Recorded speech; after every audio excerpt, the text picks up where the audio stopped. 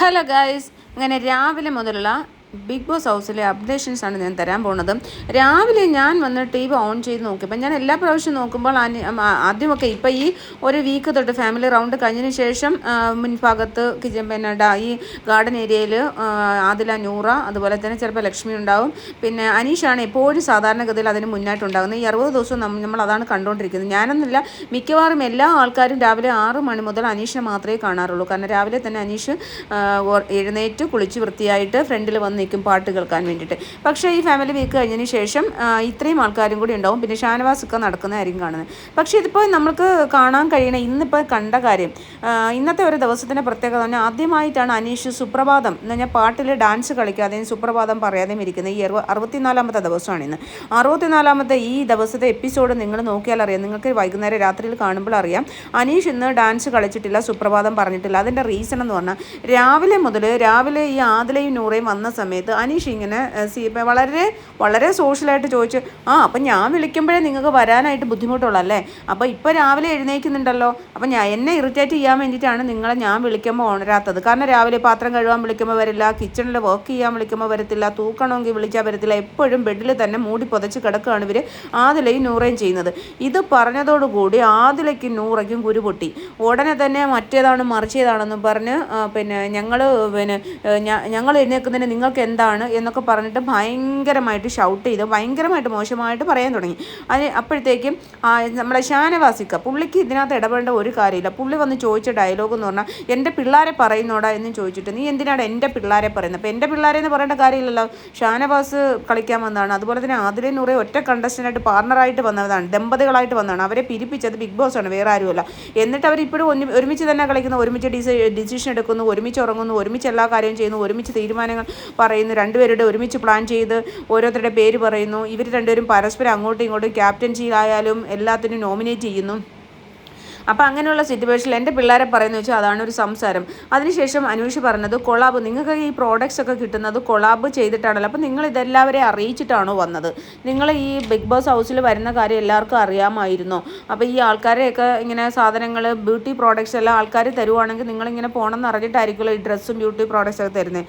അതുമായിട്ട് ബന്ധപ്പെട്ട് അവൻ അറിയത്തില്ല, ഇവൻ്റെ അടുത്ത് എല്ലാം പുറത്തുനിന്ന് പറഞ്ഞ് ആർമി ഗ്രൂപ്പുകളോ ആർമി ഫാൻസ് ഗ്രൂപ്പുകളോ അല്ലെങ്കിൽ PR പറഞ്ഞ് ഏൽപ്പിച്ച കണക്കാണ് ഇവൻ ഇവിടെ പ്രവർത്തിക്കുന്നത്. പ്രേക്ഷകരെ പറ്റിക്കാൻ വേണ്ടി ഇവനൊന്നുമില്ല, ഇവനാണ് PR എടുത്തത് എന്ന് പറഞ്ഞിട്ട് ഒരു അലിഗേഷനാണ് അനീഷിനെതിരെ ഉന്നയിച്ചത്.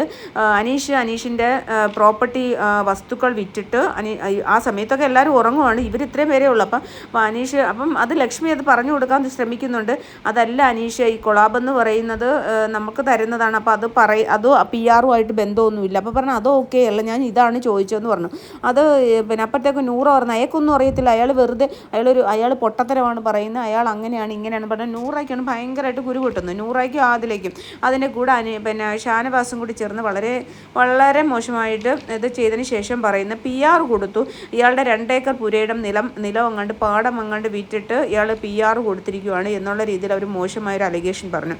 എന്നിട്ട് അപ്പോൾ അത് അനീഷിനെ ഫീൽ ചെയ്തു. അങ്ങനെ അനീഷുമായിട്ടതൊരു ഒരു വലിയ വഴക്കിൽ കലാശിച്ച് കഴിഞ്ഞ് പാട്ട് വന്നു. അപ്പോൾ അനീഷ് ഈ ഒരു ഇമേജ് എന്ന് പറയുന്നത് അനീഷ് അവിടെ നിൽക്കുന്നതാണ്. പാട്ട് തുടങ്ങി, ഇവർ പാട്ട് കളിക്കുവാണ്. കാരണം ഇവർ അതുവരെയും അനീഷിനെ ഭയങ്കരമായിട്ട് കളിയാക്കി വളരെ മോശമായിട്ട് കളിയാക്കുമായിരുന്നു.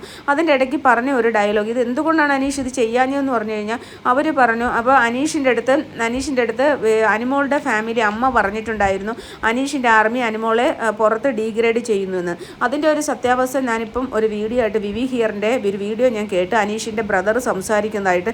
കാരണം അനീഷിൻ്റെ ബ്രദർ ഒരു ക്രിക്കറ്റ് കളിക്കാരനാണ്. ഞാൻ കളിച്ചെങ്കിലേ എനിക്ക് കുടുംബം പുലർത്താൻ പറ്റൂ, അപ്പം ഞങ്ങൾ ഇതുമായിട്ടൊന്നും ബന്ധമില്ല. ഏതോ ഒരു അനീഷ് ആർമി എന്നുള്ളൊരു ഒഫീഷ്യൽ ആർമി ഉണ്ടാക്കിയിട്ട് അവർ എൻ്റെ അടുത്ത് ചോദിച്ചു. അപ്പോൾ അനീഷ് ആർമി എന്ന് കേട്ടപ്പോൾ ഞാൻ അതിനകത്ത് കയറി. അങ്ങനെ അവരെന്നെ അതിനകത്ത് പിടിച്ച് അഡ്മിനാക്കി. അല്ലാണ്ട് ഞാൻ അതിൻ്റെ മെസ്സേജ് നോക്കാറില്ല, ഒന്നും നോക്കാറില്ല. ഞാനൊരു പാവപ്പെട്ട ക്രിക്കറ്റ് കളിക്കാരനാണ്, ഞാൻ ക്രിക്കറ്റ് കളിച്ച് എൻ്റെ ജീവിതം പുലർത്താൻ വേണ്ടി നടക്കുന്ന ഒരാളാണ് എന്നും പറഞ്ഞ് പുള്ളി ഒരു റെയിൽവേ സ്റ്റേഷനിൽ നിന്ന് ബാഗ് തോളെ കിടപ്പുണ്ട്. അങ്ങനെ രീതിയിൽ ഒരു വീഡിയോ ഇട്ടിരിക്കുന്ന ഒരു വീഡിയോ ഞാനിപ്പോൾ കാണാനിടയിൽ.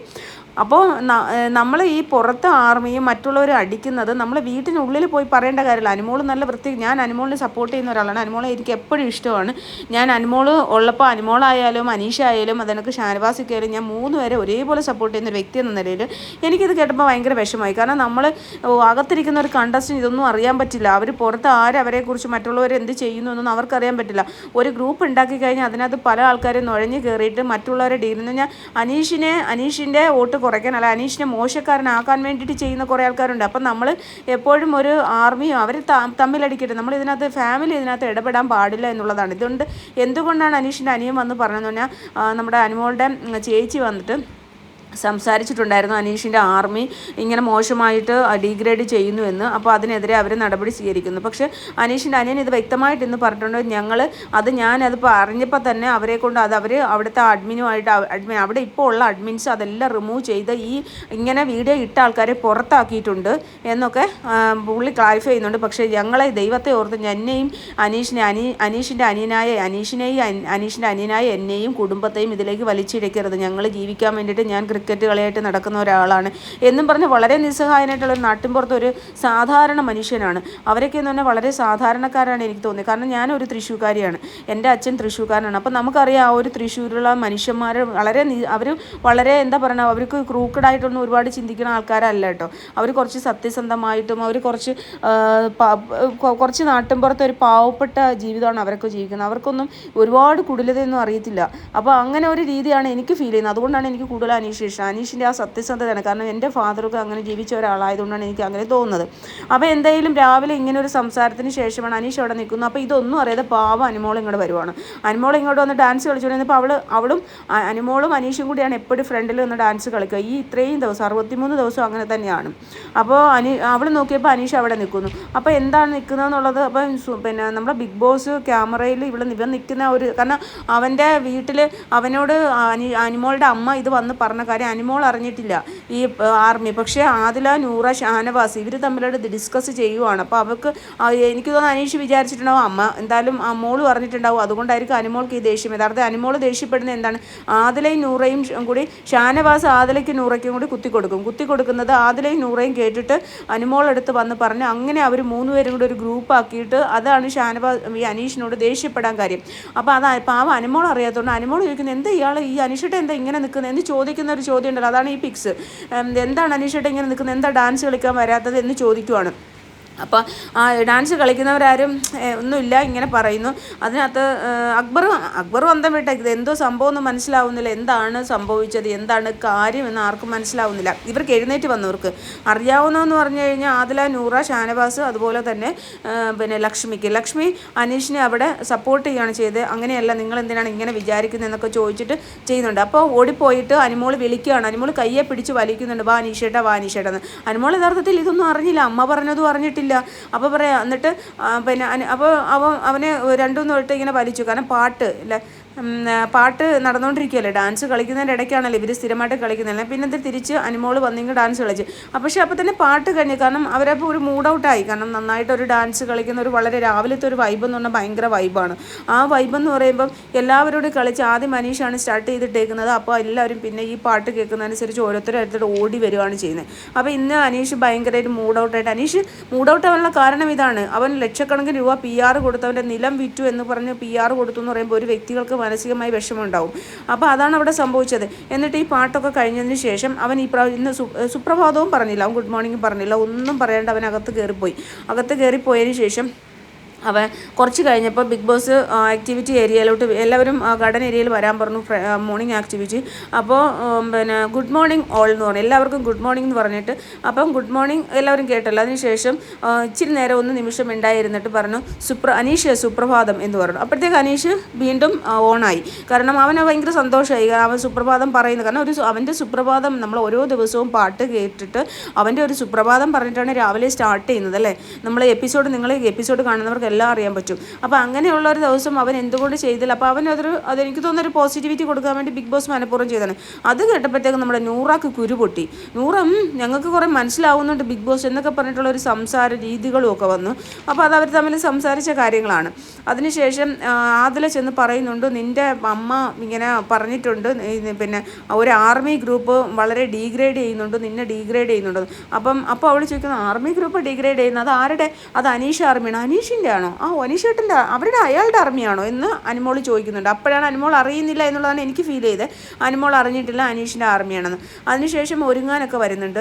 ഒരുങ്ങുന്നതിന് മുമ്പ് തന്നെ അനീഷ് ക്യാമറയുടെ ഒപ്പം അനീഷിൻ്റെ മനസ്സിൽ ഇതുണ്ട്, എന്നിട്ട് പാടം അങ്ങാണ്ട് വിറ്റിട്ട് എത്രയോ ലക്ഷം രൂപ PR കൊടുത്തു എന്ന് ഇവർ ആരോപിച്ച ആരോപണം അവന് മാനസികമായിട്ട് ബുദ്ധിമുട്ടുണ്ടാക്കി. അവനൊരു ക്യാമറയിൽ വന്നെന്ന് പറയുന്നുണ്ട്, പിന്നെ ബിഗ് ബോസ് എനിക്ക് അറിയണം, എനിക്ക് ഇത്ര പാടമുണ്ട്, എത്ര 2 ഏക്കർ എന്തോ പാടമുണ്ട്, അത് അപ്പൂപ്പന്മാരായിട്ട് കിട്ടിയതാണ്, അത് വിറ്റ് ഞാൻ PR കൊടുത്തു എന്നാണ് ഇവർ പറയുന്നത്.